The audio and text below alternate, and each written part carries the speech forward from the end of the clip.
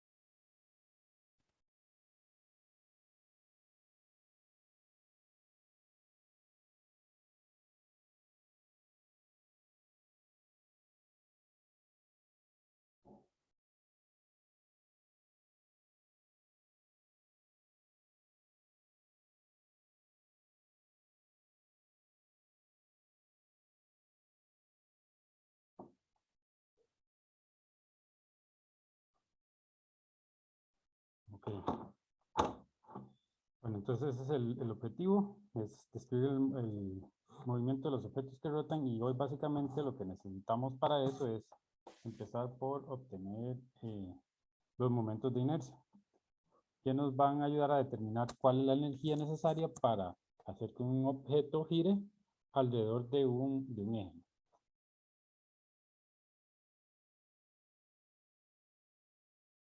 Entonces,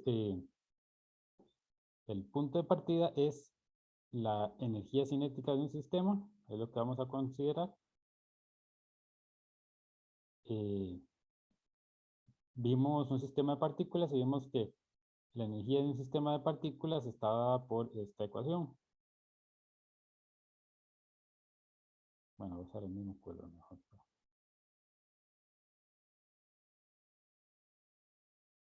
Pues este es el punto de partida. Vean que aquí yo lo escribí como un vector al cuadrado para reforzar la idea de que vi.vi es igual a vi al cuadrado, para que nos acordemos de eso.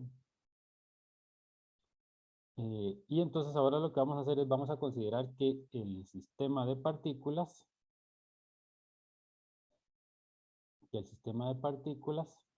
eh, es un objeto que rota, ¿verdad? Y es un cuerpo, digamos, rígido. Bueno, no necesariamente tiene que ser un cuerpo como, qué sé yo, como una esfera toda llena. Yo puedo tener, por ejemplo, un sistema de partículas que están unidas este, por barras. Puedo tener dos esferas unidas con barras, por ejemplo, algo así. O puedo tener 4 esferas unidas con barras y digamos una aquí por el centro a través de la que yo utilizo para que gire. Todos esos son sistemas de partículas. o puede ser un sólido, un objeto completamente sólido. Entonces habíamos visto que la velocidad era, aquí yo puse v omega r, lo más correcto, o sea, para ser más precisos, y recordar que es un vector, entonces esto es omega cruz r. Y si es perpendicular completamente, entonces me da v es igual a omega r.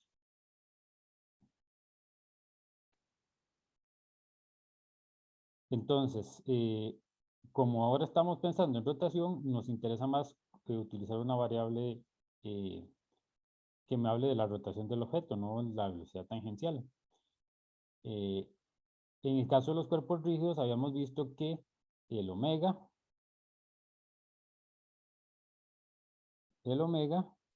es constante. Constante me refiero a que en todos los puntos en el cuerpo tienen el mismo omega, ¿verdad? Entonces omega mismo para todos los puntos. Creo que por ahí lo comento, pero lo voy a... Omega para todos los puntos. Entonces, eso en realidad es una ventaja, porque yo lo voy a tener que cambiar, obviamente va a haber algo que va a depender de la posición, porque si todas las velocidades son distintas, de alguna manera yo tengo que expresar esa variabilidad, y eso lo hago a través del R, ¿verdad? Pero es una ventaja tener que el omega es constante, entonces yo simplemente voy a cambiar este VI por el omega cruz R. Ese V omega cruz R sale, sale de ahí, y entonces tengo que la energía cinética va a ser un medio MI RI al cuadrado, omega al cuadrado. Ven que el omega es constante, entonces ya no tengo el I, solo el RI, que es la posición de las partículas, es lo único que tengo que variar. De esa manera, entonces yo puedo escribir la energía cinética como un término que depende de la posición de las partículas. Voy a cambiar el color aquí.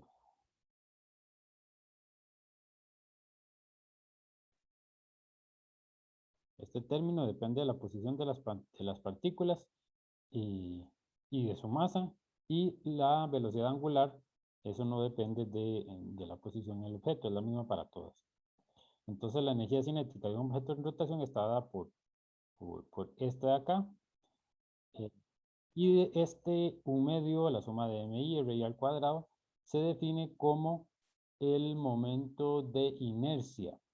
Ahora, si recordamos el momento de rotación, voy a tener que irme a una página final porque aquí no es espacio.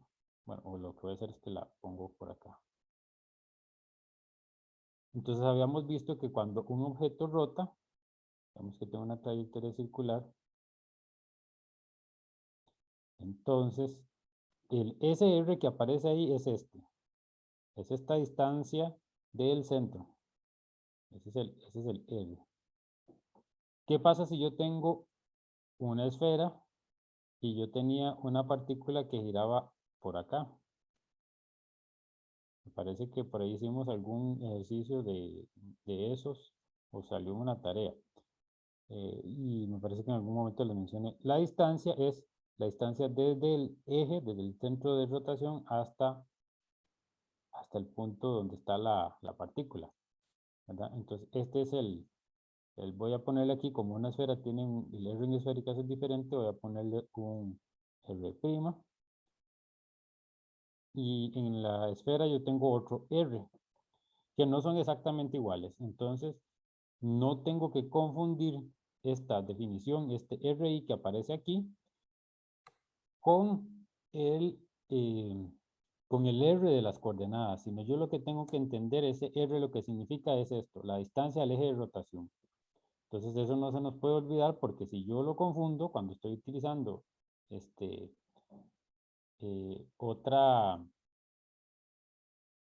otro sistema de coordenadas, entonces me puedo confundir. O por ejemplo, que si yo tengo, voy a poner otro caso por acá, yo tengo un cilindro, yo puedo tener un cilindro Y ahora mi eje de rotación no es no es el centro, sino que yo lo paso por acá. Digamos que gira por la mitad y lo giro en este sentido. Entonces ya mi R, yo no puedo usar este R de acá. Bueno, sí puedo usar ese R, y lo voy a tener que usar para hacer el cálculo, pero el RI que aparece en el momento de inercia no sería este R, es la posición de todas las partículas respecto a acá. Este sería un R' y este sería un R.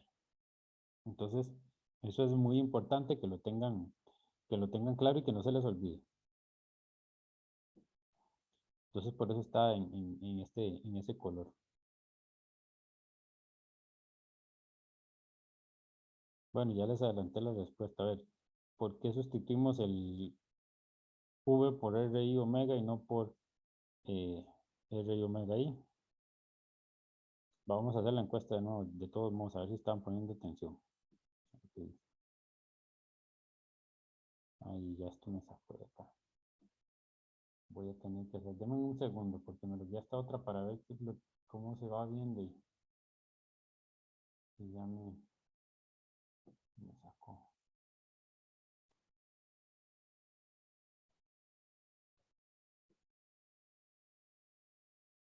Vamos a ver.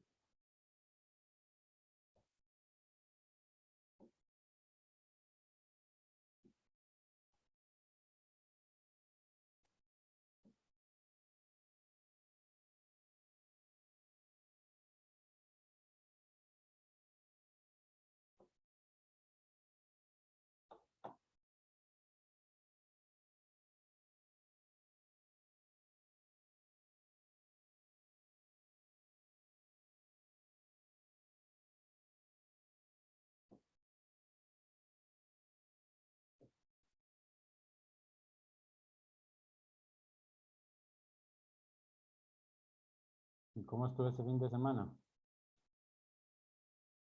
¿Pudieron descansar?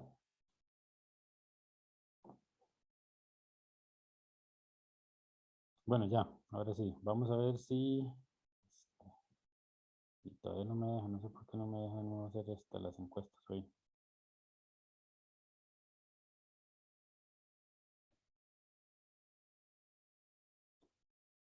Bueno, ni modo. Igual ya les di la respuesta, es eh, no sustituimos por el RI omega I eh, porque el omega es constante para todas las partículas. Constante en el sentido de que es el mismo. Dale aquí. eh, bueno, sí puse dos diferentes.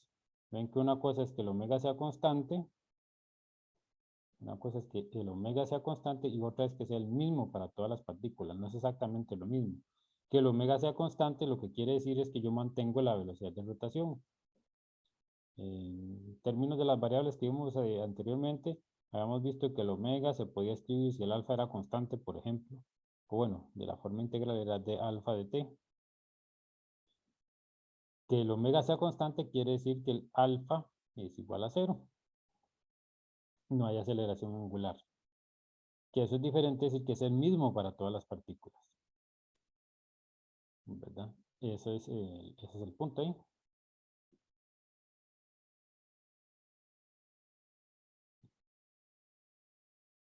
Y bueno, vimos que la nueva forma de escribir la energía cinética encontramos un término constante, que es el omega. Entonces, y la otra parte que es variable, entonces nos vamos a concentrar en la parte que es variable. Adelante, Diego. Buenas, profe. Yo creo que antes lo que se refería era que la derivada de omega en el tiempo era alfa y Ah, sí, sí. si alfa era cero, entonces la derivada, o sea, significa que la derivada que la función es constante, perdón. Sí, sí, exacto, cierto. Ese era el punto. Gracias, Diego. Ahí ya voy a escribirlo de nuevo. Alfa es de omega de t. Entonces, si alfa es igual a 0, entonces el omega es constante. Gracias, Diego. Eh, sí, entonces simplemente tener claro eso. Entonces, bueno, ahora la parte en la que nos vamos a concentrar es en calcular el momento de inercia, ¿verdad? Entonces, ¿qué nos dice el momento de inercia? Vamos a ver, no entiendo por qué esto ya ahora no me deja hacer las encuestas.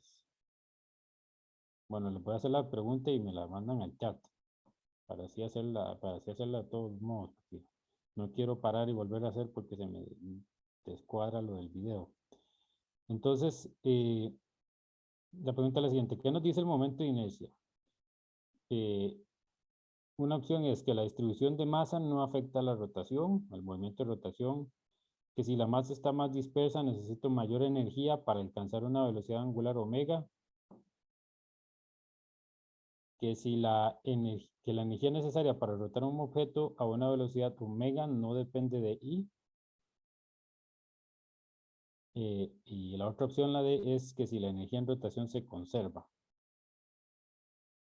Puede ser una o varias. Entonces les doy unos segundos y me escriben ahí el chat. ¿Qué opinan?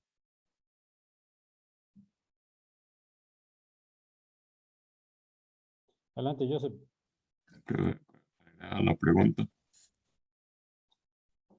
¿Cuál de estas, o sea, qué nos dice el momento de inercia? A partir del Sí. momento de inercia, ¿cuáles de estas son correctas o aplican en el caso del movimiento en rotación? Sí, profe.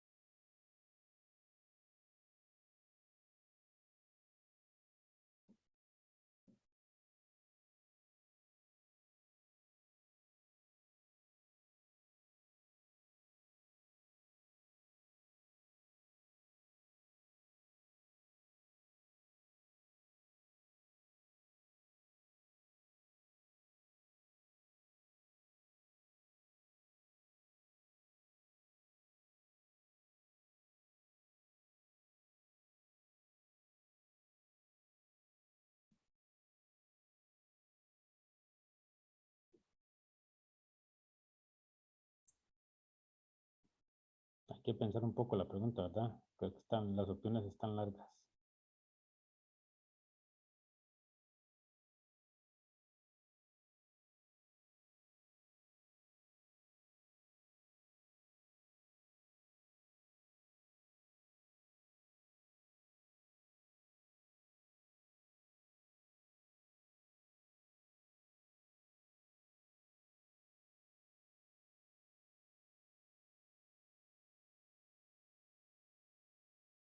Bueno, ya tuvieron unos minutos para pensar, gracias a los que respondieron.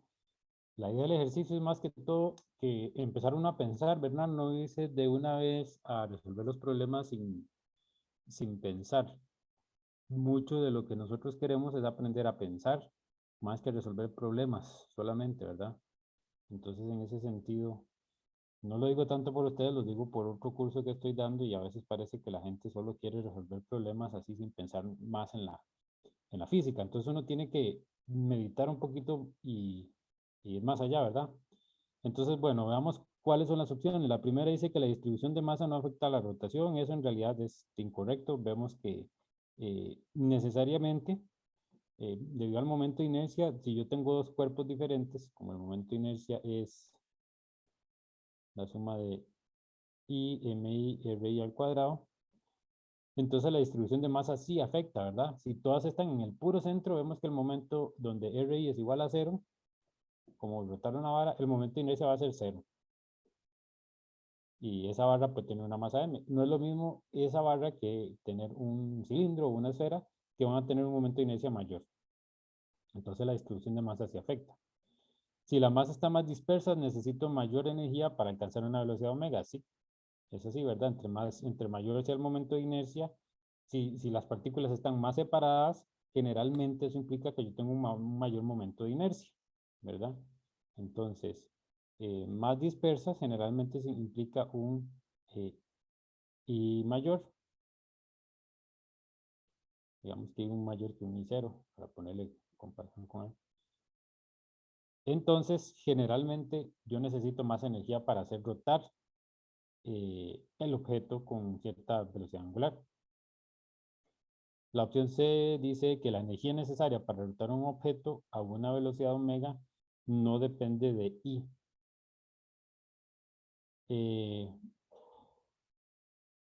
Bueno, en este caso, estrictamente sí, porque vean que la energía es I medios omega al cuadrado. Entonces, si yo quiero alcanzar cierta velocidad omega al cuadrado, entonces el omega es la energía cinética entre 2 por I.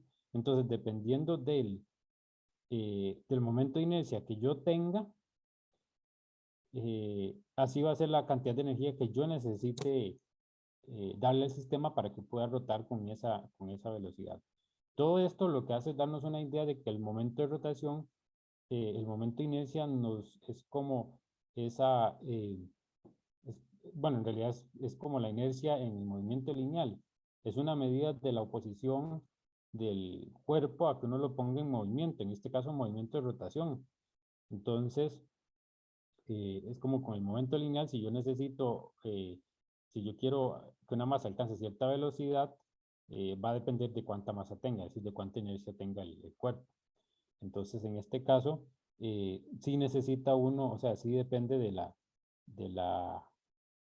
momento de inercia, la cantidad de energía que uno necesita aplicar o darle al objeto para que pueda rotar.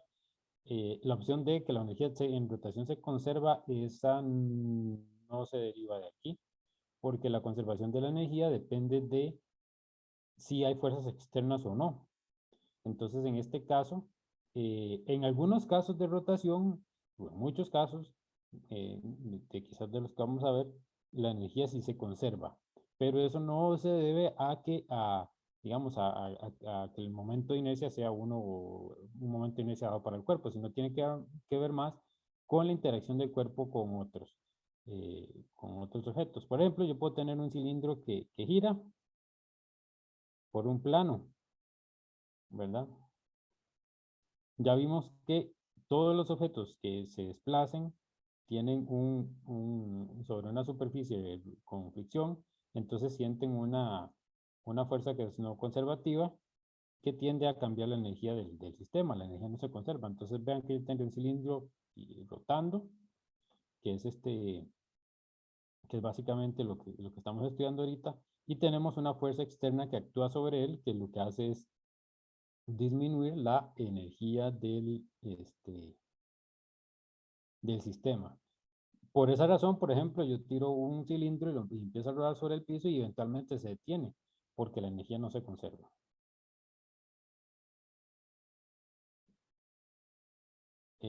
Por aquí venía este video, un video sencillo, pero tiene que ver con eso de que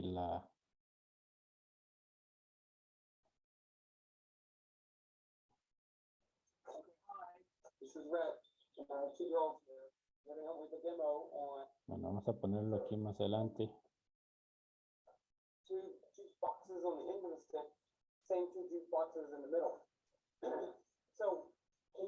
La idea aquí es que él tiene dos objetos, bueno, dos varillas, y le agrega dos cajas de jugos, una a los lados y otras al centro. Lo que está haciendo es que la que tiene los jugos a los lados tiene mayor momento de inercia porque están más separadas, y la otra las tiene en el centro. Entonces lo que él va a hacer es va a poner a las chiquitas a girar, a ver cuál le cuesta, quién lo hace más rápido. La que lo haga más rápido es posiblemente porque le cuesta menos hacerlo, ¿verdad? Ah,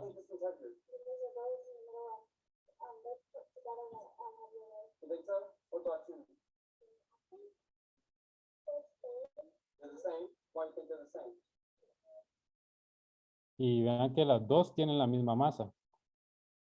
Las dos tienen exactamente la misma masa. Lo único que cambia es la distribución. Voy a adelantarlo aquí. Entonces lo que hace es ponerlas a girarlos 10 veces y a ver quién termina primero.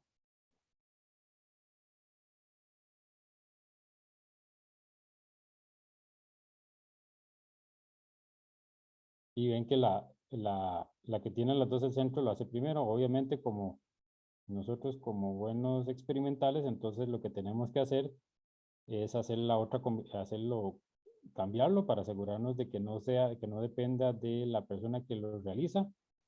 Y entonces vemos que igual ellos lo cambian, los cambia, y de la misma manera el que tiene las masas separadas cuesta muchísimo más hacerlo girar. Y eso es lo que nos dice el momento de inercia.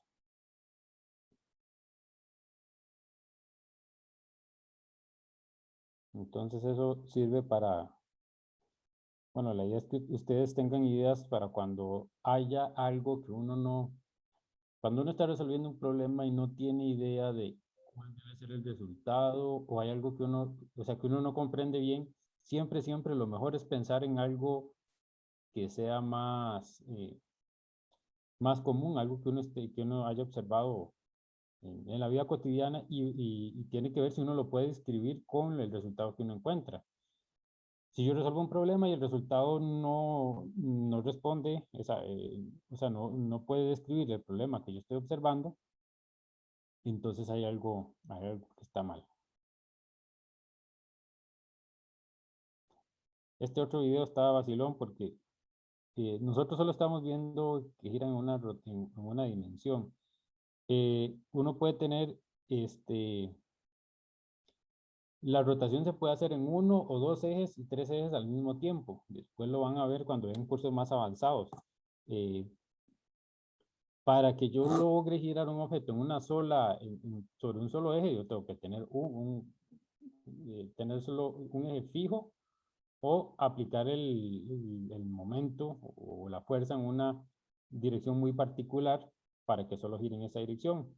Si no lo hago de esa manera, entonces el objeto va a girar en varias dimensiones, en varias direcciones, y de las cartas en el espacio se ve vacilón, porque él saca las cartas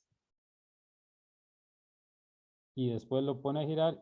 Bueno, ahí giran en solo una dimensión, pero después lo pone a girar y va a girar en una o más direcciones.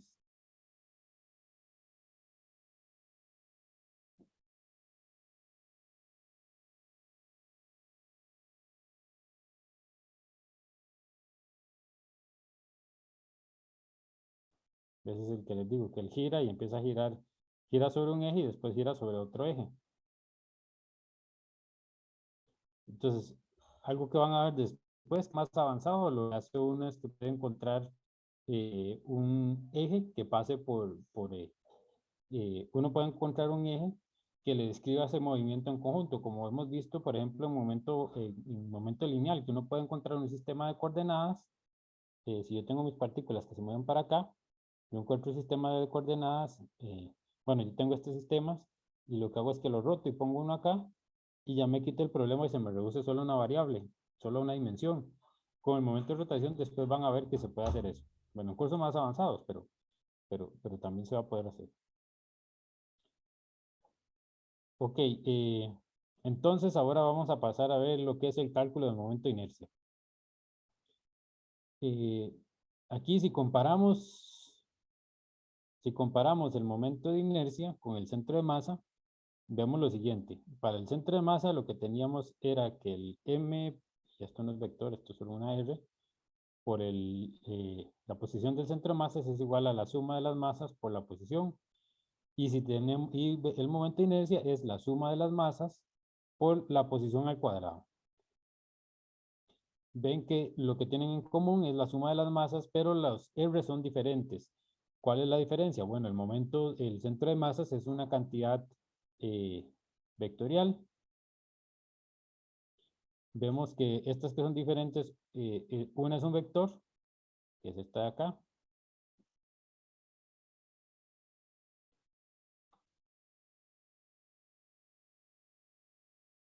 Y la otra es un escalar. Eso quiere decir que el centro de masa son 3 ecuaciones, mientras que el momento de inercia es una ecuación. La otra parte importante es que entonces el RCM depende del sistema de coordenadas.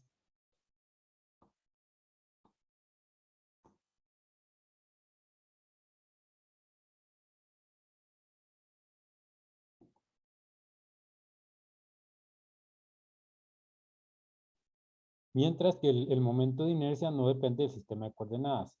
Lo que pareciera que depende, o sea, que depende del sistema de coordenadas en el caso del momento de inercia es que este RI depende de es la distancia desde el eje hasta la partícula, ¿verdad? Obviamente uno escoge el sistema de coordenadas en el origen del eje para que sea mucho más sencillo. Pero yo lo puedo escoger en otro lado del sistema de coordenadas y me tiene que dar el mismo resultado porque es un escalar. Voy a volver a esta página que tenía para rayar y les voy a explicar. Entonces, por ejemplo, yo tengo un cilindro. Yo puedo calcular este RI poniendo el origen acá, pero yo puedo ponerlo aquí también, ¿verdad?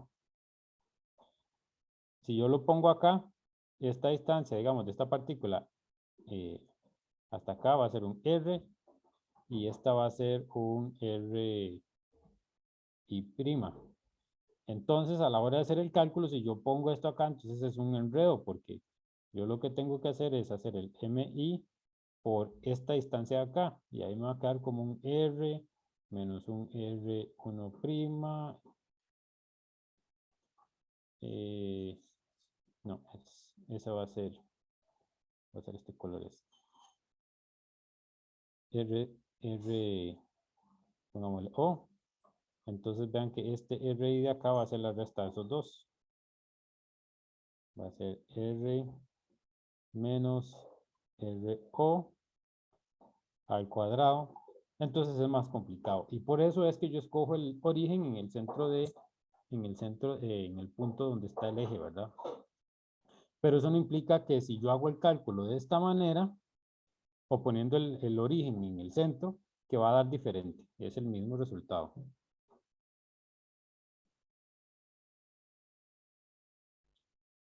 Ahora entonces, vamos a ver en la versión integral. De nuevo, cambiamos. Entonces, aquí lo único que hace uno es que la suma se convierte en la integral y las masas por los diferenciales de masa, que es lo que tengo aquí. La suma se convierte en una integral y el MI se convierte en un dm. Y lo que hago es integrar, recordando en el caso del momento de inercia, ¿qué significa CRI? Entonces, en términos generales, el procedimiento es básicamente el mismo. Si bien aquí son tres ecuaciones, a la hora de integrar yo utilizo solo una, utilizo solo la X del centro de masa, la Y del centro de masa o la Z del centro de masa. No utilizo todas, bueno, puedo utilizar todas a la vez y hago las integrales, pero al final divido en tres integrales separadas. No es que hago las tres en un solo paso. Entonces son equivalentes en ese sentido. Y lo único es esta RI que viene ahí al cuadrado, que va a hacer que mi integral me dé un valor diferente. Pero en términos prácticos es básicamente el mismo procedimiento.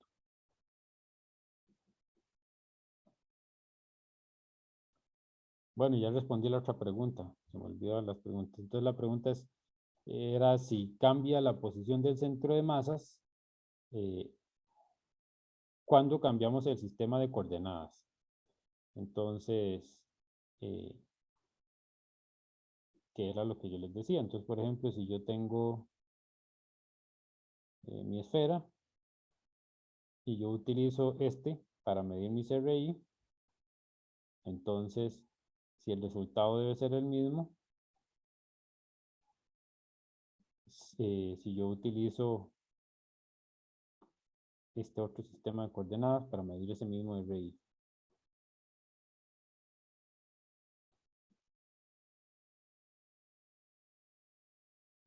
Esa es la pregunta. ¿Les queda claro por qué esto es así?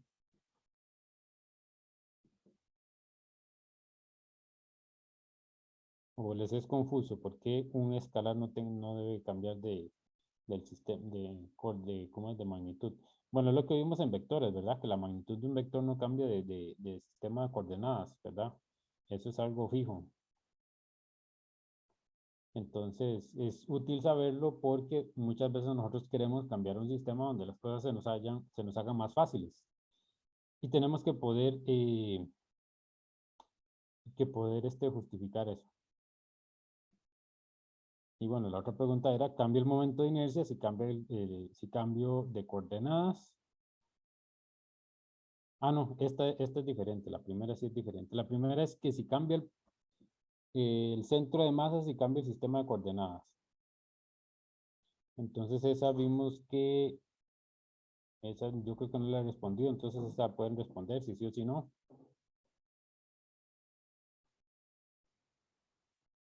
Cambia la posición del centro de masas si cambiamos de sistema de coordenadas. Si ya le respondí, me pueden decir, ya le respondió.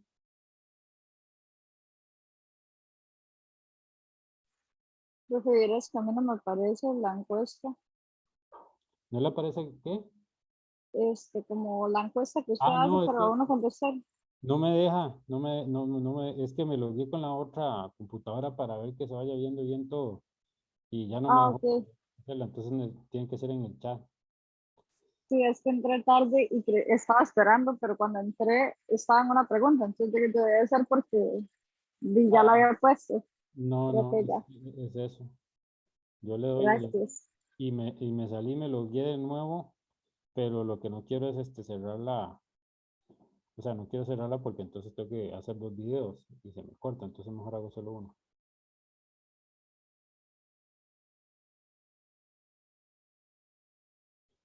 Bueno, ahí tengo un par de respuestas.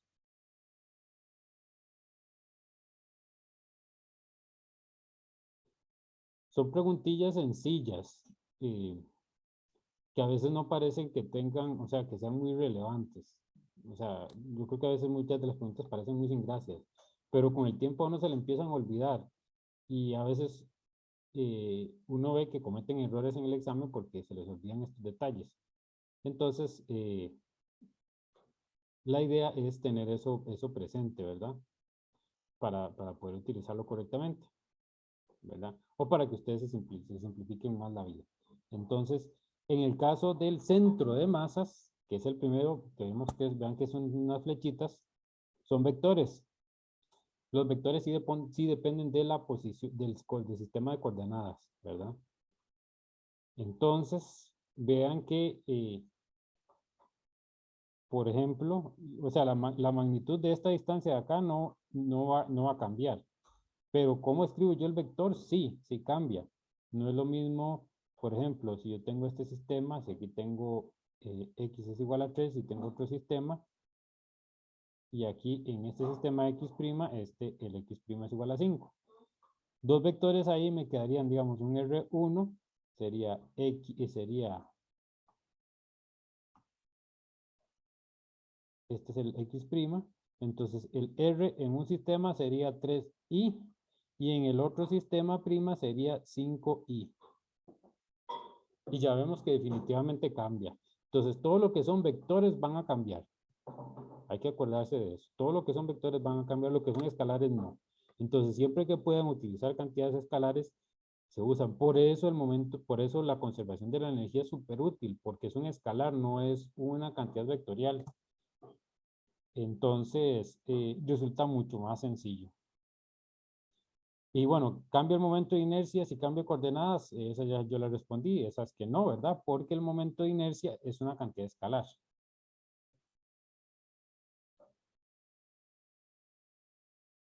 Y Aurelio, bueno, Aurelio me dice que sí y no. Ahora sí, entonces me gustaría saber por qué dice usted que el centro de masas cambia sí y no.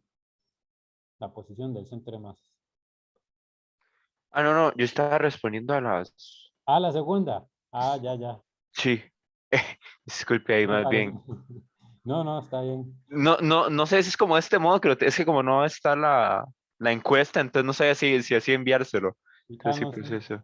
Sí, eso como que nos enreda un poco, ¿verdad? Pero Sí, pero sí, está respondiendo a las primeras dos, disculpe. lo importante es que ustedes vayan meditando y vayan acostumbrándose a esos pequeños detalles. Y ahora la otra, cambia la energía cinética de rotación si cambia si cambia el sistema de coordenadas. Entonces ya sabemos básicamente qué es lo que tenemos que preguntarnos, si la energía es un escalar o un vector. Y eso nos da la respuesta.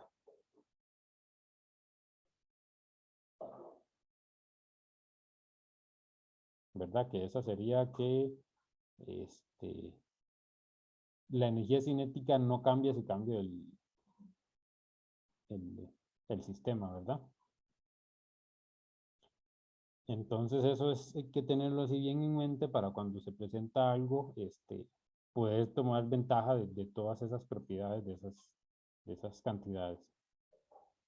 De lo que decía, conocer las respuestas es conveniente, pues nos indica cuándo podemos cambiar de sistema a uno donde se simplifiquen los cálculos. Siempre que ustedes puedan, hay que buscar eso. Ok, son las 8:46, entonces ¿les parece si tomamos el receso? Y regresamos a las 8:56 porque ya de ahora, bueno, solo falta ver lo del teorema de ejes paralelos, pero me va a quedar cortado, entonces lo vemos y vemos ejercicios después de la pausa. ¿Les parece? Claro, profe. Perfecto. Entonces regresamos en 10 minutos.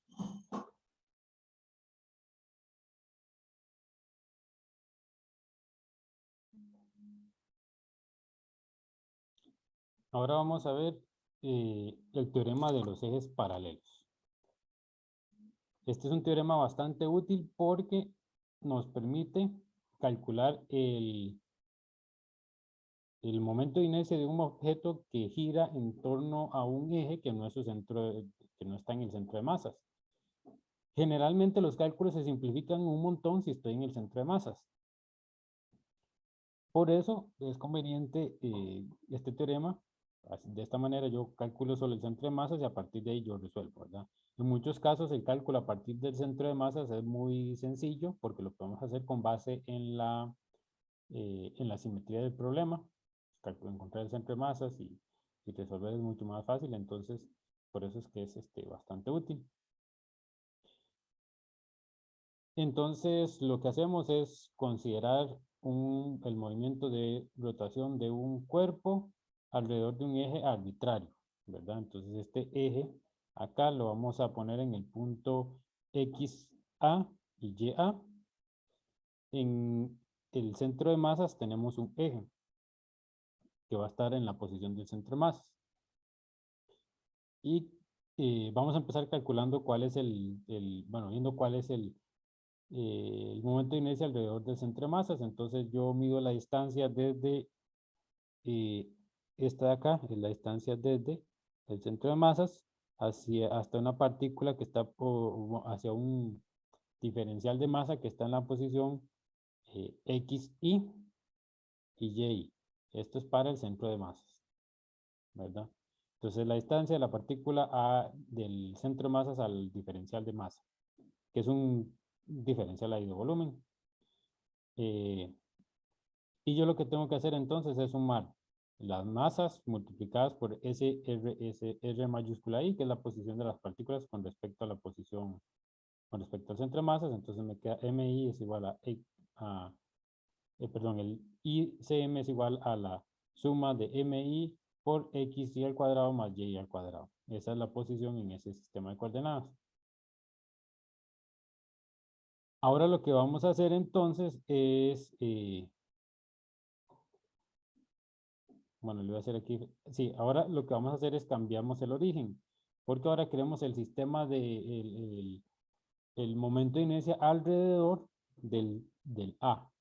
Entonces, si yo cambio el origen, entonces yo lo que voy a medir es ahora esta distancia, RI. Si cambiamos el origen, entonces ese RI va a estar dado por la posición el XI menos el XA, ¿verdad? Eso nos va a dar el X de ese RI y hacemos lo mismo con el Y. Me queda el YI menos el YA. Lo único que hice fue cambiar el sistema de coordenadas y ponerlo en el origen del nuevo eje de rotación. Y a partir de ahí, entonces yo calculo el momento de inercia. Entonces, ahora, con respecto a ese eje, yo voy a tener la suma de MI RI al cuadrado, donde RI es la distancia desde ese eje. Entonces va a ser MI XI menos XA al cuadrado, más YI menos Y al cuadrado. Y entonces después lo que tengo que hacer es, ahora básicamente expandir esto. Voy a hacer los cuadrados, entonces me va a quedar uno que va a ser la suma de XI al cuadrado. Y ahí me falta el Y al cuadrado. Voy a agregarlo. A ver si lo coloco para acá.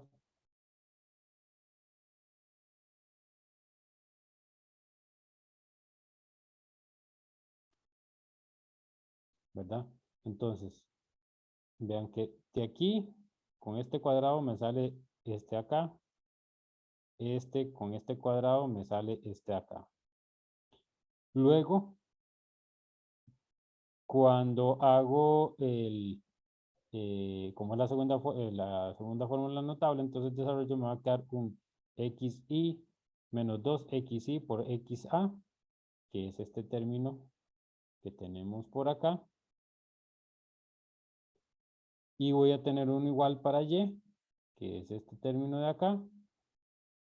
Y el otro término que me va a quedar va a ser el mi, y me va a salir este xa con el cuadrado, y este ya con el cuadrado. Me van a dar el xa al cuadrado más el y al cuadrado.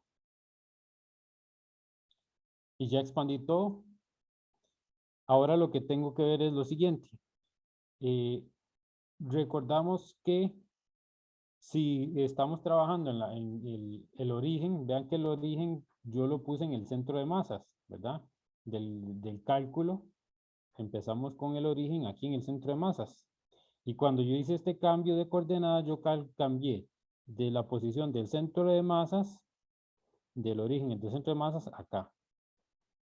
Entonces ese es el origen. Esos XY están medidos con respecto, estos de acá están medidos con respecto al centro de masas. Entonces, si yo hago la suma de MI por XI, voy a escribir aquí esta suma de MI, XI, ¿quedó bien? Estos son X respecto al centro de masas. Entonces, ¿qué resultado nos tiene que dar eso? Nos tiene que dar 0, porque esa es la posición esto es la posición del centro de masas.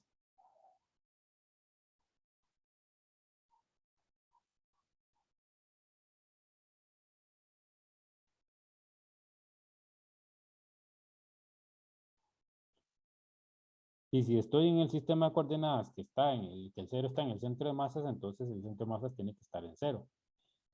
Pasa eso para X y pasa eso para Y. Entonces pasa eso en este caso y pasa eso en este caso también. Este otro término es 0.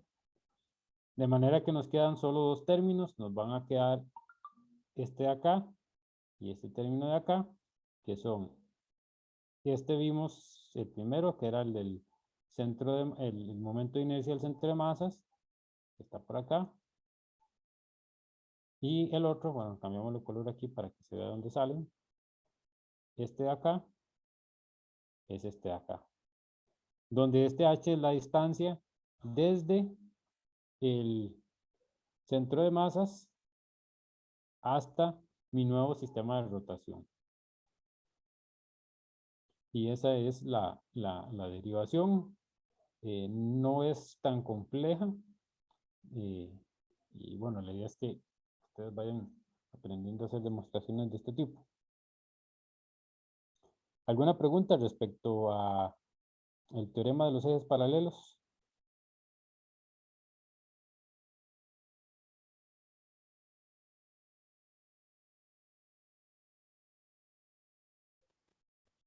Un cuidado que hay que tener, ¿verdad? También es que vean que esta distancia es los dos ejes son paralelos, ¿verdad? Ese es otro punto, ¿verdad? Los dos ejes son paralelos. Si yo inclinara mi eje, ya no lo puedo aplicar, ¿verdad? Entonces anotemos eso por acá.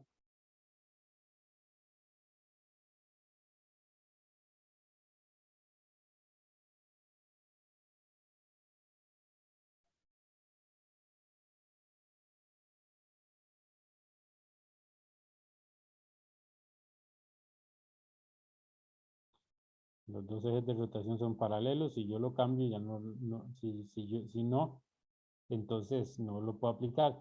De esa manera, entonces la distancia es de origen a origen, SH. A lo que me refiero es que, por ejemplo, si yo tuviera, o sea, no es que yo tengo este eje por acá y tengo el otro por acá y que la distancia vaya a ser, digamos, de aquí a aquí. No, es una distancia en línea recta, digamos, de centro a centro, la más corta distancia entre los dos ejes, ¿verdad? No hay que confundirlo con estas distancias. Digamos, si uno tuviera un objeto con una forma diferente que le puede parecer a uno que puede ser así. Ok, ¿preguntas?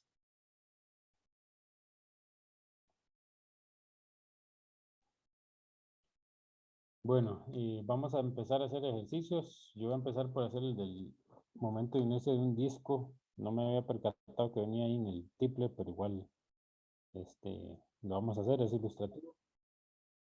Entonces vamos a hacer, bueno, yo lo que voy a hacer es calcularlo alrededor de este eje, de un eje que no está en el centro. Entonces la pregunta es, bueno, el ejercicio es, calcula el momento de inercia de un disco a través de un eje que pasa por su circunferencia. A eso me refiero que pasa por el borde, ¿verdad? El disco tiene una densidad uniforme y masa m.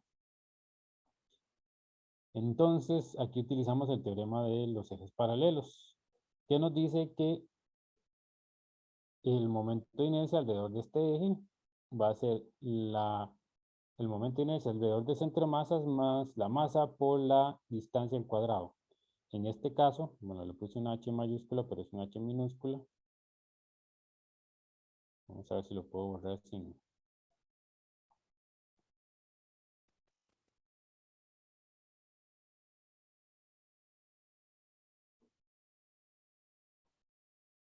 ¿Sí? Y entonces SH, vemos que en este caso va a ser igual a R, que es el radio del disco. Bueno, el dibujo no me quedó tan bien, la idea es que se vea, debería verse más bien así, me parece. Que este eje va, que esto es perpendicular al disco, ¿verdad? Aquí pareciera que está girando en otro sentido. Creo que al final va a lo mismo. Pero la idea es que se entienda como así. Si no se entiende así, eso es lo que tiene que entenderse. Lo hice así para poder ver bien el diferencial de área. Ok, entonces, bueno, ya encontramos la ubicación, el H, que era el R, la primera parte. Ahora lo que ocupamos es encontrar el momento de inercia. Alrededor del centro de masa, ocupamos encontrar el centro de masas. Como es un disco de densidad uniforme, entonces sabemos que todas las partículas de masa están, o sea, todos los puntos del disco tienen la misma densidad de masa. Entonces, era lo que yo les decía el otro día. Si yo me paro, digamos, por ejemplo, aquí a la mitad de este lado, entonces yo me tengo que ir moviendo hacia donde hay más masa, hasta que llegue un punto donde tenga igual masa de ambos lados. Entonces yo me voy a empezar a mover y voy a llegar al origen y hago lo mismo para el Y y bueno, voy a terminar en el centro. Por simetría, el centro de masas está en el centro. Entonces, perfecto, simplemente ocupo calcular esta integral, donde R es la distancia desde el centro, esto es para el centro de masas, hasta un punto arbitrario en el disco. Esa es la definición de este R y ahora lo otro que ocupamos es el diferencial de masa. Para encontrar el diferencial de masa, entonces yo parto de la definición de la densidad, que es la masa entre el área, y lo reescribo como un diferencial de masa que va a ser un dm, va a ser un sigma por un dA. ¿Por qué? Porque la densidad es uniforme y lo único que puedo variar yo es el área. Entonces yo lo que voy a hacer es considerar un diferencial de área, como el que se muestra aquí en esta figura. Ven que es el ancho de ese anillo es un dr, como se ve acá. en esta figura acá, el ancho es un dr y el largo de ese anillo va a ser 2πr, ¿verdad? Que va a ser la longitud. Entonces yo espero que el área de ese anillo sea 2πr dr.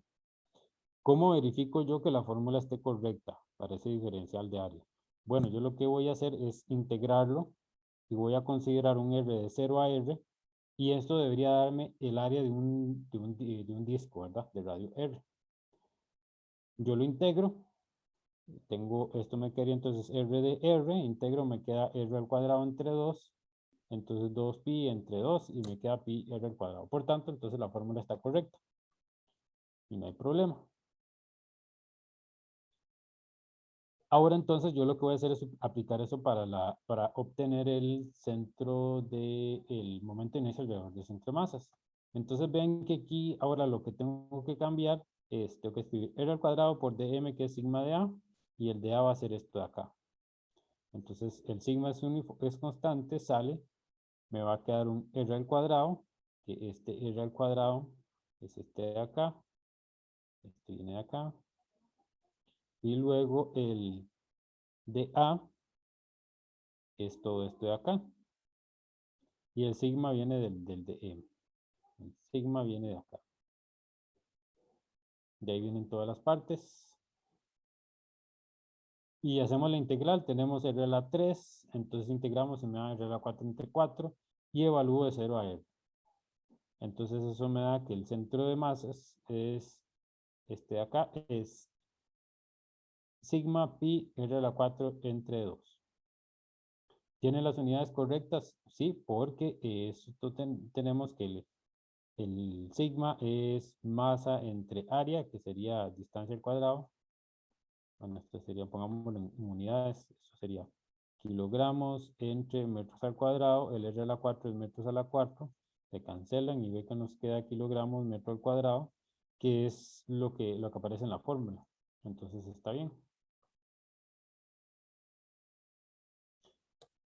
Y finalmente, entonces, lo que ocupamos para calcular el centro de masa es el momento inicial alrededor de ese nuevo eje, simplemente sumarlos. Y nos quedaría entonces el sigma, sigma pi r a la 4 más m r a la 2 entre 2. El sigma lo podemos calcular también. Voy a escribirlo por acá. El sigma es entonces la masa entre el área, sería pi por r a la 2. Y podemos escribir eso aquí también, entonces nos queda la masa pi r a la 4 entre pi 2pi r a la 2.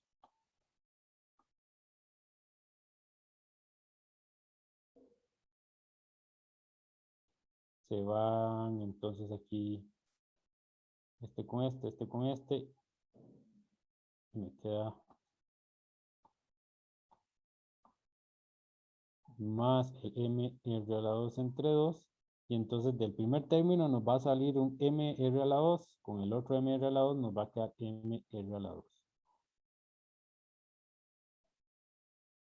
Y el momento de inercia cambia. Vean que si comparamos con el del disco, que en realidad va a ser un medio, vean que en el centro de masas tenemos es m r a la 2 entre 2.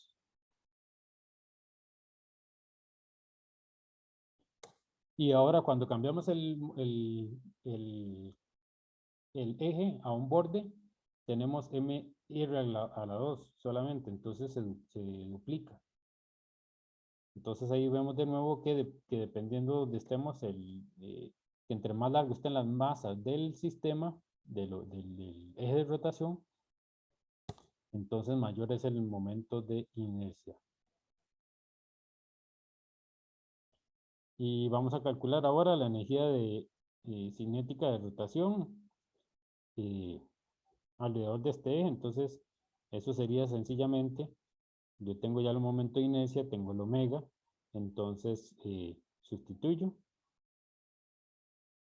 Y aquí dice los dos, tengo para el centro de masas, alrededor del centro de masas, la energía es esta. Y alrededor del A, es esta de acá. Y entonces aquí también vemos que la energía va a aumentar. Cuando yo me cambie el eje de rotación, necesito más energía para hacer rotar el disco.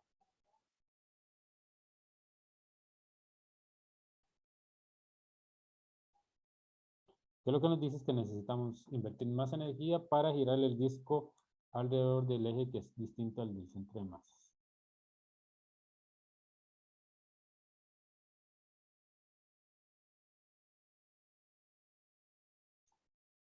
Ahora vamos a hacer otro ejercicio. Adelante, Diego.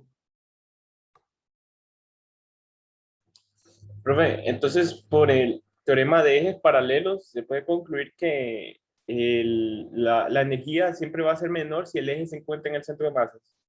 O sea, va a ser mínima. Exacto, exacto. Ok, gracias.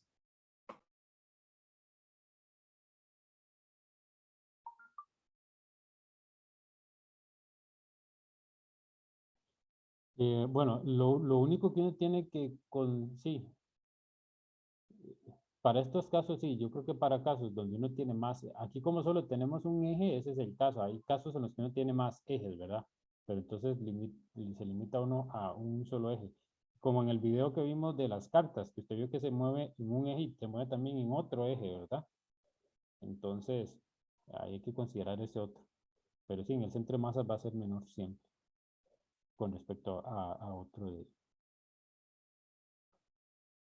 El otro ejercicio es y es interesante, bueno, es interesante lo que dice Diego. Una de las observaciones principales con respecto a los sistemas es que en general los sistemas tienden a minimizar la energía, ¿verdad? Entonces, si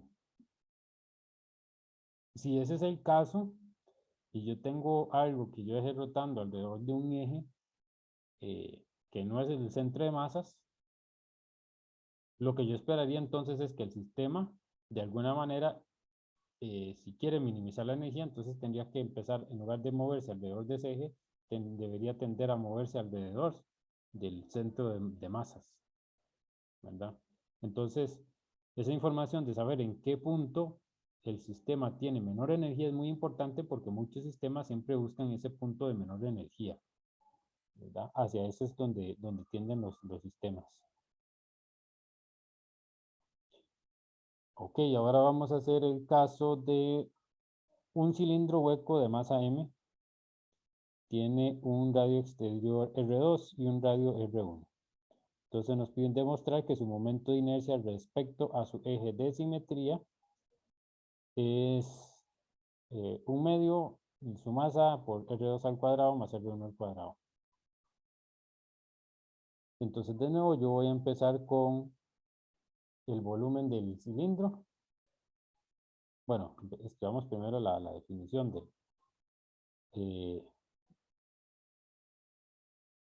del momento de inercia es la integral de R al cuadrado de M. Ahora, nos dice que gira con respecto a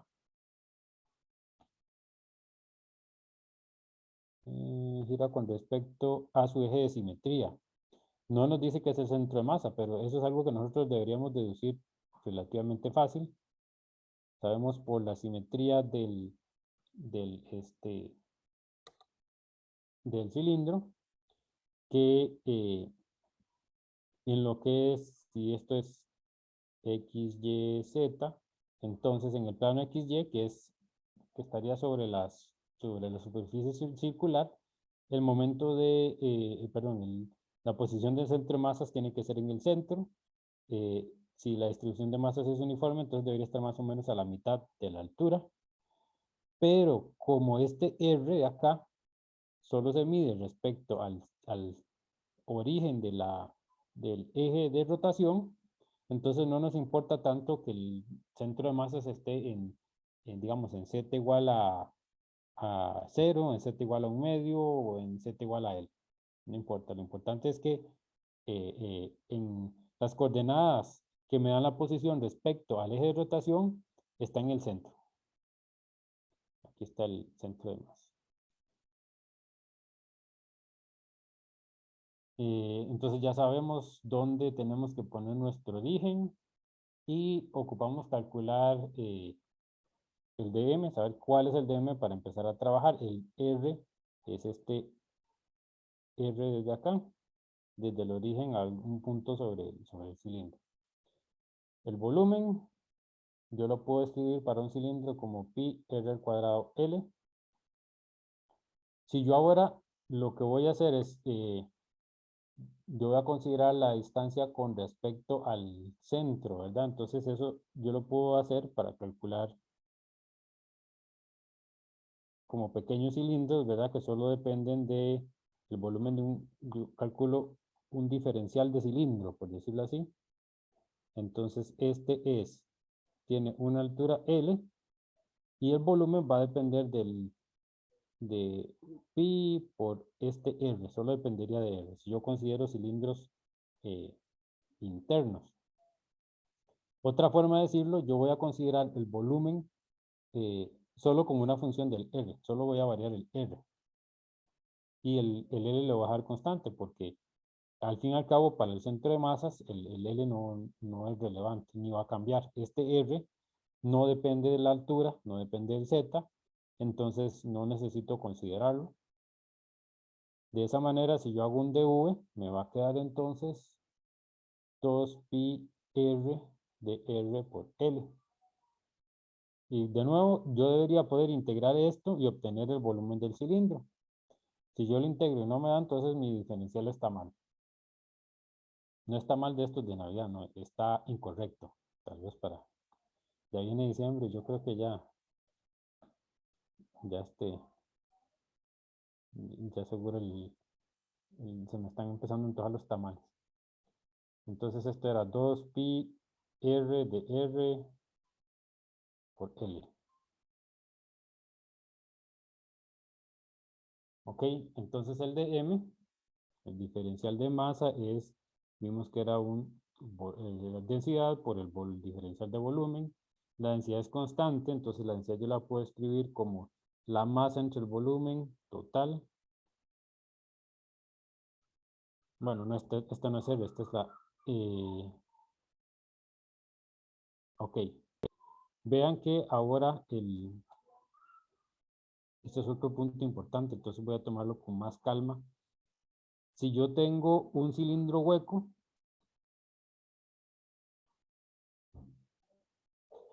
entonces, ¿cómo calculo yo la densidad? Entonces vean que yo voy a tener que integrar el volumen, va a ser, para este cilindro va a ser, tengo que empezar en un R1 y llegar hasta un R2, ¿verdad? Que es lo mismo que yo agarre el cilindro grande, yo agarro el cilindro todo de amarillo y le resto un cilindro que está aquí adentro del radio R'.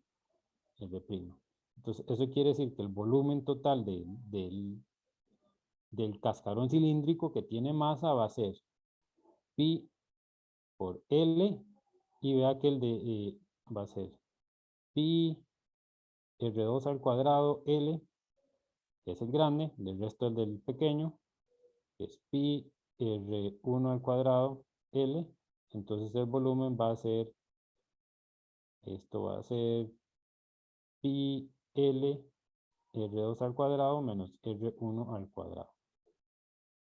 Ese es el volumen. Entonces la densidad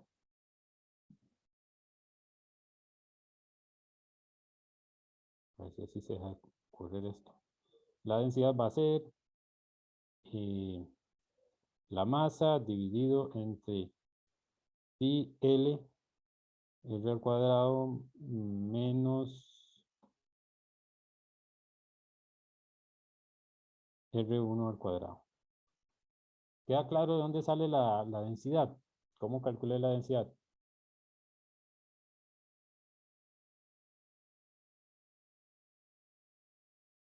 Yo lo puedo hacer por integrales, pero este otro truco de usar, digamos, una parte y restarle la otra, se utiliza mucho en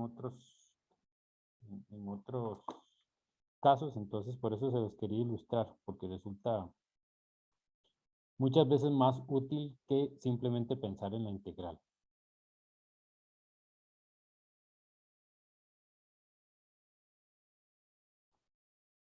Ok, entonces, bueno, ya tenemos la densidad, ahora lo que queda es hacer la integral.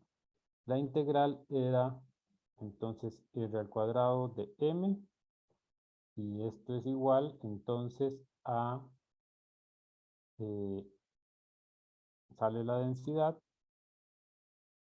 va a ser rho, me queda la integral, r al cuadrado, por el 2 pi r de r, por el L. Entonces, esto de acá es el de V, voy a anotarlo por acá. Ahí, ok.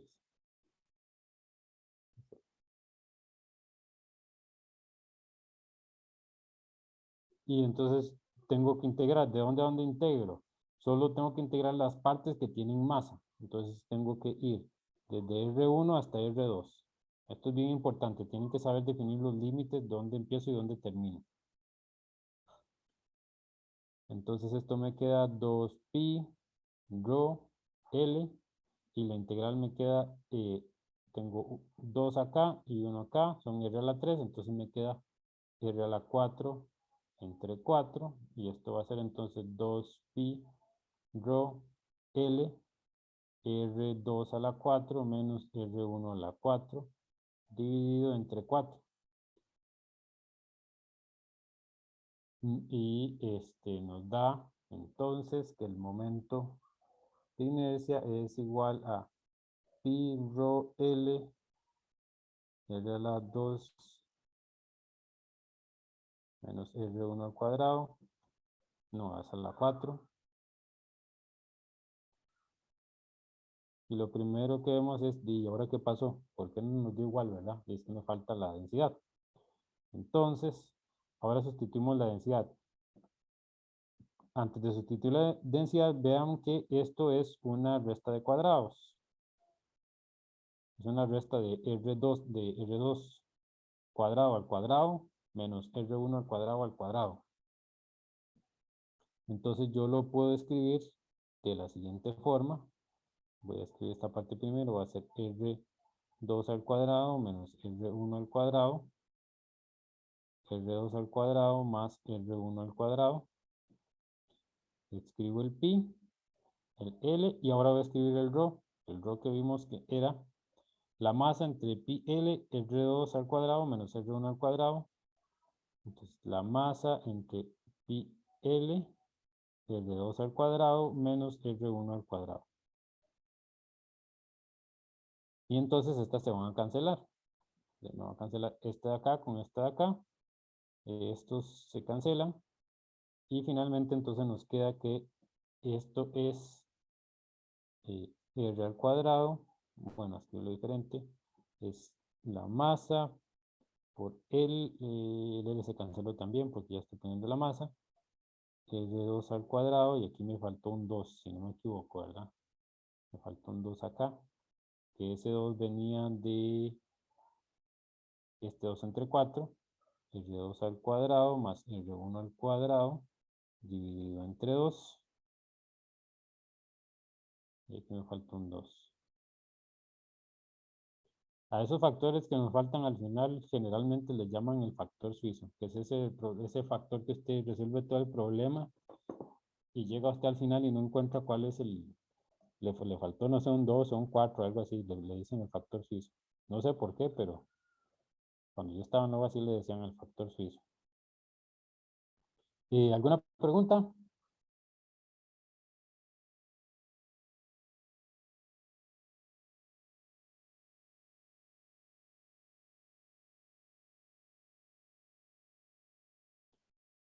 Recomendación general para encontrar los diferenciales. Ustedes vieron que yo lo que he estado haciendo es dibujando una pequeña área, ¿verdad?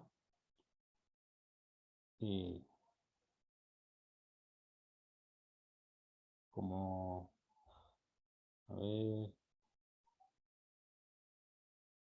como en este caso, yo agarro y coloreo una pequeña área y defino el diferencial de área. Entonces, dependiendo de la distribución, traten de hacerlo siempre así, porque entonces uno deja una de las partes constantes y varía la otra. Que era, por ejemplo, otros ejercicios que, bueno, que voy a ver si de repente los puedo hacer mañana y se los comparto. Otros ejercicios de centro de masas o momentos de inercia. Ok. Vamos a hacer un último ejercicio. Este último ejercicio es se pide demostrar, bueno, empezar con la primera parte, por lo menos, demostrar que el momento de inercia de una corteza esférica de radio R y masa m es 2/3 mr al cuadrado. Dice que esto se puede hacer directamente por integración o más fácilmente determinando el incremento del momento de inercia de una esfera sólida. ¿Cuándo cambia su radio? Para hacer esto último, demostrar en primer lugar que el momento de inercia de una esfera sólida es densidad ρ es I igual a 8 entre 15 pi ρ r a la 5. Y después calcular la variación de DI del momento de inercia para una variación de dr del radio y tener en cuenta que la masa de la corteza es de m es 4 pi r a la 2 por ρ de r.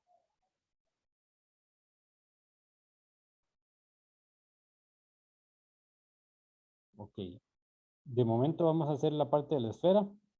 La otra parte creo que está un poquillo más enredada, pero lo importante es empezar por la esfera. Entonces, yo voy a considerar que para la esfera sólida, el volumen es 4pi r a la 3 entre 3. Vamos a ver como una esfera como por acá. Este es R medido del centro en coordenadas esféricas. Y si yo tengo una esfera más pequeña, voy a hacerla por acá, hagamos una de color rojo.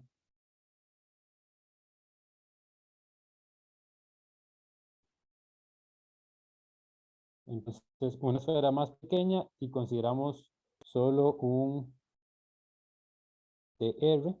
Entonces yo voy a considerar solo el volumen de esta pequeña esfera de radio de R. El volumen de esa pequeña esfera de radio de R va a ser 4pi r al cuadrado de R. ¿Esto cómo lo hice? Bueno, simplemente yo sé que para esta pequeña esfera lo único que va a cambiar el dr, el ángulo sigue igual. Entonces, si yo derivara el dv, solo derivo con respecto al R, ¿verdad? Entonces me va a quedar la derivada con respecto a R, me va a quedar baja el 3, me queda R a la 2 y me queda 4 pi R a la 2 de R. Ese sería el diferencial de volumen de una esfera de radio de R. Y la masa es igual al ρ de V. Entonces vimos que eso era relativamente sencillo. Ya tengo la masa, ya tengo el diferencial de masa. Simplemente tengo que sustituir y hacer la integral. Entonces la definición del momento de inercia era la integral de r al cuadrado de m. Aquí sustituyo el r al cuadrado, pongo el r al cuadrado, sustituyo el ρ por el dv. La r es constante, sale. Y ahora adentro me queda r a la 2 por r a la 2 y por un 4pi. Entonces sale el 4pi, queda el ρ y luego tengo que integrar. Bueno, esto no aquí. Entonces me queda r a la 5 entre 5 y como es una esfera, entonces barro desde 0 hasta r, hasta el radio de la esfera. Así eso me cubre, esa variación del radio me cubre todo el espacio de mi esfera. Y me dio entonces 4/5 ρ r a la 5. Si sustituyo el ρ, que es la densidad de la esfera, 4/5, la densidad es la masa entre el volumen, que es 4pi tercios, el 3 que va abajo lo voy a poner aquí arriba, me queda r a la 5. Por, y me falta aquí el r a la 3. ¿verdad? Porque si no, no me da las unidades, entonces esto me está dando básicamente 3 m entre 5 r a la 2. Y vamos a ver si nos dio lo que nos tenía que dar y por qué aquí dice que son 2/3. Ah, no, ese es el otro. Bueno, igual de aquí se veía, no, desde aquí se veía de una vez. Vean que aquí nos dice esto. Y este es el momento de inercia y ve lo que nos dio a nosotros.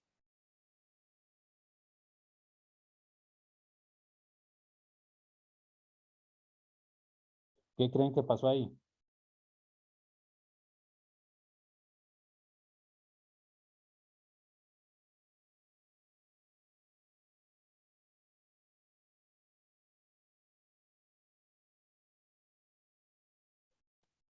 Bueno, solo hay dos puntos en los que me puedo equivocar, ¿verdad? Porque yo solo, en realidad, para hacer la integral bueno, son 3 pasos, por decirlo así, 3 puntos importantes. Yo tengo que definir los límites de integración, el dm y el r al cuadrado, y el r. ¿Cuál de todos esos está incorrecto? Profe, ahí en el DV no se comió el 3 del denominador. No, porque yo hice la derivada. Ah, ok, perfecto. La otra opción es que el triple se haya equivocado, pero bueno, ahí no sé. Eso yo creo que es menos probable, ¿verdad?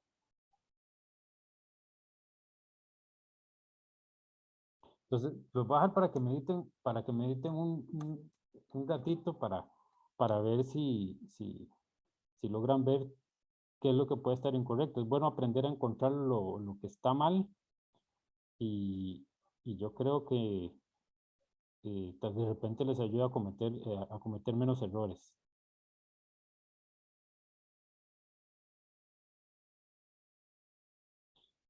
Bueno, entonces ya Aurelio vio lo del DV. El DV parece bien, ¿verdad? ¿Cómo lo puedo verificar yo? Bueno, si yo lo integro, vemos que me da básicamente el volumen de la esfera. Entonces parece que está bien. No debería ser mayor problema.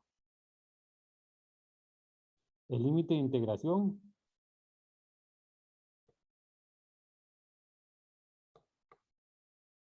El límite de integración me tiene que permitir, es una esfera sólida, barrer desde 0 hasta el radio máximo de la esfera, ¿cierto? ¿Qué es lo que haré yo para calcular el volumen de una esfera? Entonces, vean que digamos, si yo aquí le quito el r al cuadrado, me queda la integral del volumen. Tal vez es un punto. Yo le quito el r al cuadrado, entonces me queda la integral del rho de v, y eso me tiene que dar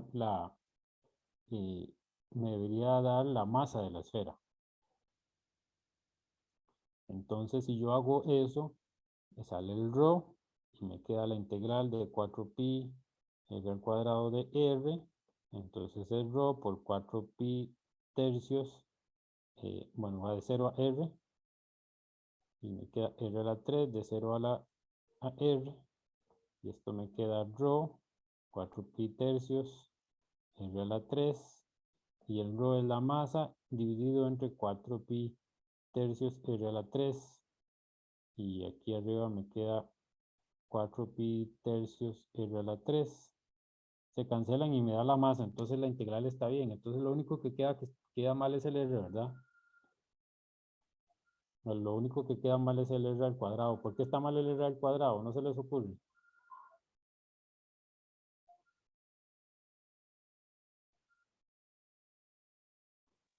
El eje de rotación, Profe, ¿sí? tal vez porque será una esfera y no sé, se me ocurre que tal vez al ser una esfera está en 3 dimensiones. Sí, tiene que ver con que es una esfera, pero es una esfera comparado, o sea, la pregunta es una esfera, ¿qué diferencia tiene, por ejemplo, con respecto al disco? Que es en 2 dimensiones, el equivalente de 2 dimensiones sería como un disco, ¿cierto? ¿Verdad? Entonces, ¿cuál sería la diferencia? Yo creo que no es tan fácil encontrar qué es lo que está mal, ¿verdad? Eh, Voy a hacer esto y ya les digo cómo es que está el asunto. Le doy acá.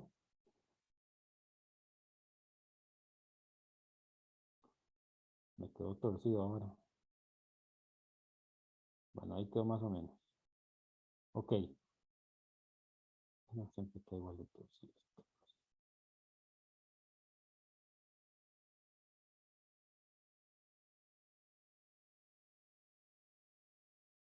Parece que quedó mejor. Ok, recordemos la definición de R. ¿Cuál era ese R, verdad? Ese R, este es mi eje de rotación.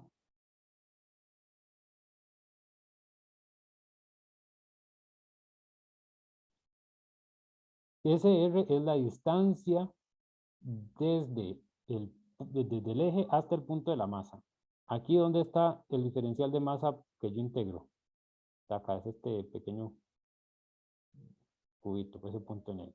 ¿Cuál es la distancia desde el eje? Más corta, desde el eje. No desde el centro, es esta de acá. Voy a usar otro color.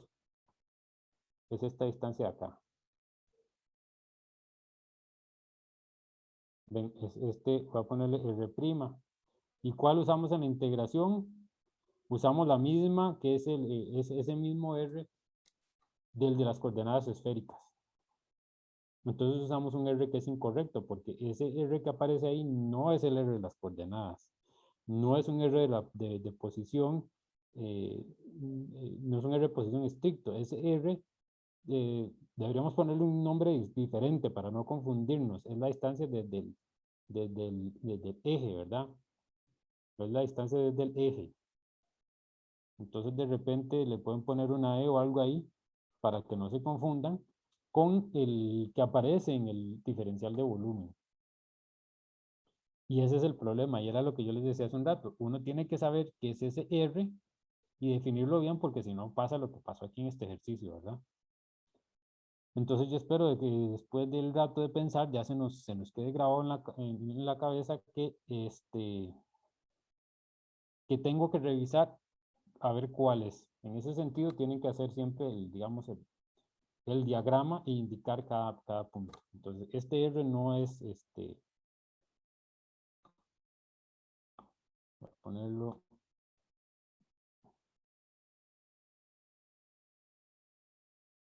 R en la integral no es R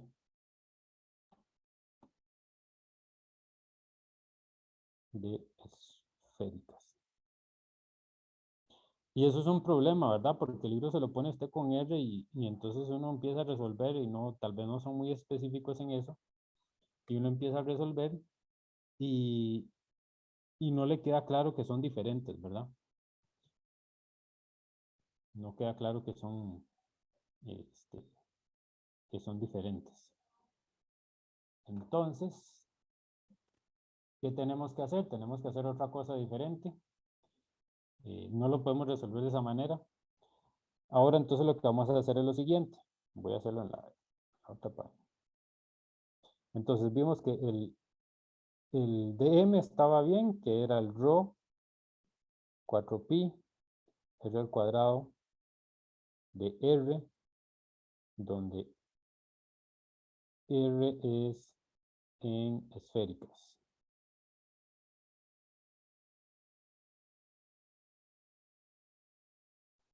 Voy de nuevo a hacer el dibujo. Entonces tenemos este R, tenemos nuestro eje y este es el que le puse el RE. Y digamos que esto es un X, por decirlo así. Entonces de ahí vemos que por Pitágoras me queda que R al cuadrado más X al cuadrado es igual al R al cuadrado.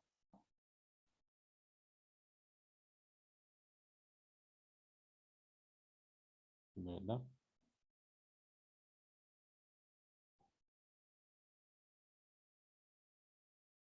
Lo que vamos a hacer, eso era en esféricas. Ahora lo que vamos a hacer entonces, para hacerlo, no tiene que ser 3 integrales, entonces vamos a considerar en realidad anillos o discos. Yo voy a considerar un pequeño disco, porque ya sabemos cuál es el resultado para un disco. Entonces, un disco de diferencial de X, ese va a ser el grosor del disco. el momento de inercia del disco vimos que era m y r al cuadrado entre 2. Entonces, vamos a considerar un diferencial de disco. Entonces, un DI para un disco de un grosor dado tiene que ser igual a r al cuadrado de m entre 2. ¿Por qué escribo el r variable? Porque vean que la masa del disco va a depender del radio. Aquí tengo discos pequeñitos, aquí tengo discos intermedios y aquí tengo el disco más grande. Entonces, esa va a ser el DI. ¿Cuál va a ser la masa el volumen del pequeño disco? Entonces, el volumen del disco va a ser pi r a la 2 por dx. Estamos, ¿verdad? Como el diferencial es muy pequeño, entonces básicamente el volumen es como tener un cilindro de grosor muy pequeño. Es un cilindro de grosor de x.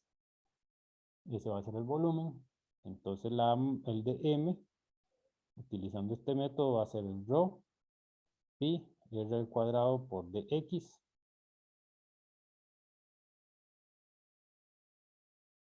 Y entonces el DI va a ser nos va a quedar entonces con el rho pi r a la 4 entre 2 por dx.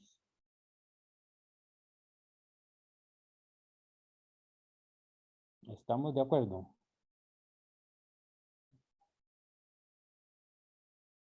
Esto es un poco más, un poquillo más abstracto. Entonces voy de nuevo. Yo lo que voy a hacer es considerar un anillo o como un pequeño cilindro. Entonces sabíamos que el volumen del cilindro es pi r al cuadrado por la altura. La altura del cilindro es de x. Eso nos va a dar el volumen. Para calcular el diferencial de masa, entonces es la densidad por ese diferencial de volumen. Y el momento de inercia vimos que va a ser r al cuadrado por el diferencial de masa. Entonces así ya construimos todo el diferencial del momento de inercia. Ahora lo que resta es integrar. Entonces si yo integro el de i, esto me va a dar el i. De este otro lado, entonces tengo que, bueno, va a ser así más bien. El i es la integral del de i. Y esto va a ser la integral de rho pi r a la 4 de x entre 2.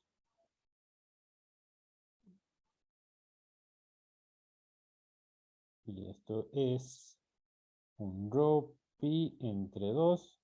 Y ahora vean que tengo aquí un r a la 4. Este r es el r que dijimos que era coordenadas esféricas.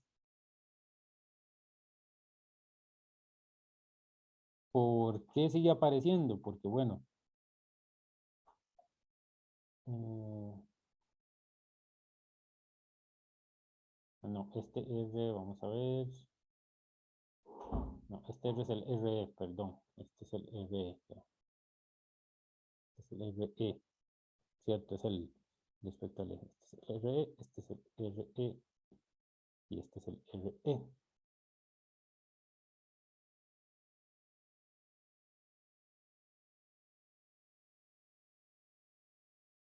Cierto, porque esa era la idea, hacerlo con respecto a ese. Si no, estamos haciendo lo mismo que estábamos haciendo hace un rato. Ok. Y ahora lo que queremos hacer es escribirlos en términos del R de la esfera. Ese es el otro paso que queremos hacer. La relación para cambiar este R y escribirlo en términos X y el R es este.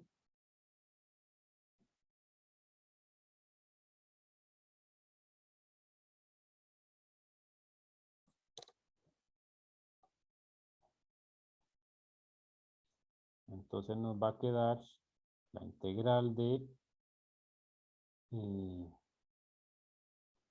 bueno, y la altura va a estar dada en realidad básicamente en este punto, en este anillo.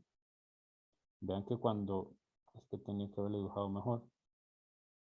Para este anillo, lo que nos interesa es RE. Esta es la distancia de este anillo al borde. Entonces, este RE en realidad es el R al cuadrado, grandota. Entonces, aquí lo que puedo hacer es sustituir el RE, que me va a quedar entonces R al cuadrado. Me va a quedar, voy a hacerlo por acá. El RE a la 4 es igual a RE al cuadrado a la 2. Entonces esto es igual a R al cuadrado menos X al cuadrado a la 2. Y aquí me va a quedar entonces R al cuadrado menos X al cuadrado a la 2 de X.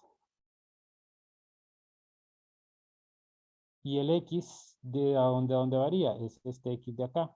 Vean que el valor mínimo de este de X va a ser menos R y el máximo va a ser R.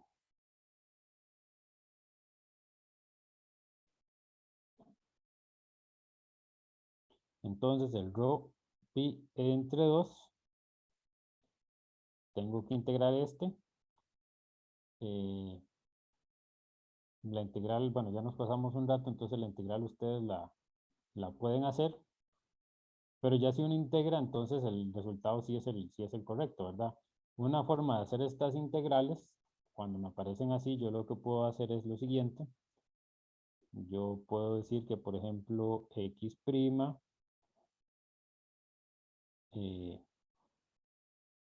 al cuadrado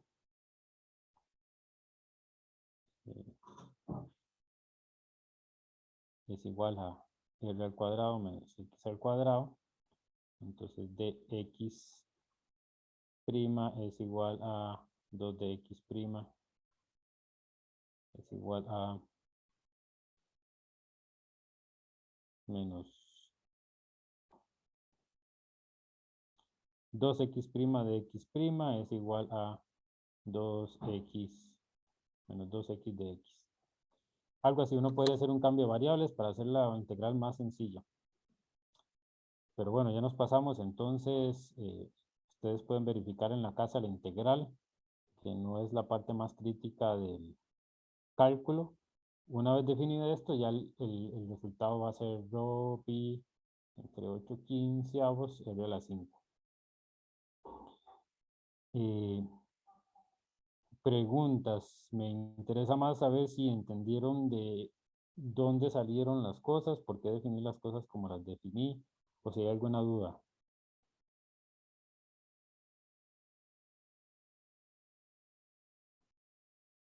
Es un problema enredado, ¿verdad?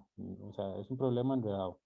La parte que me interesa que les quede claro, bastante, es no confundir los R's, ¿verdad? Esa es la parte que es bastante importante que quede bien claro. Para poder hacer este ejercicio uno tiene que saber cómo escoger el diferencial de volumen, que eso es más complejo, ¿verdad? Para hacerlo en una sola dimensión.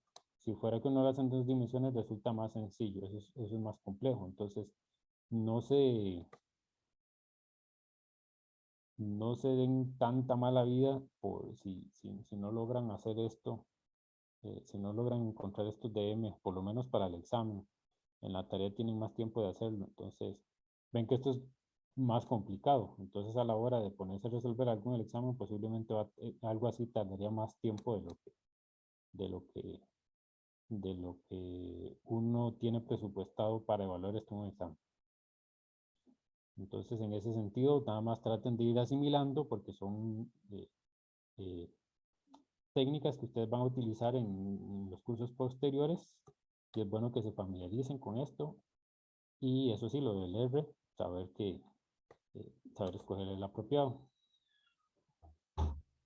Ok, entonces si no hay preguntas, nos veríamos entonces el viernes.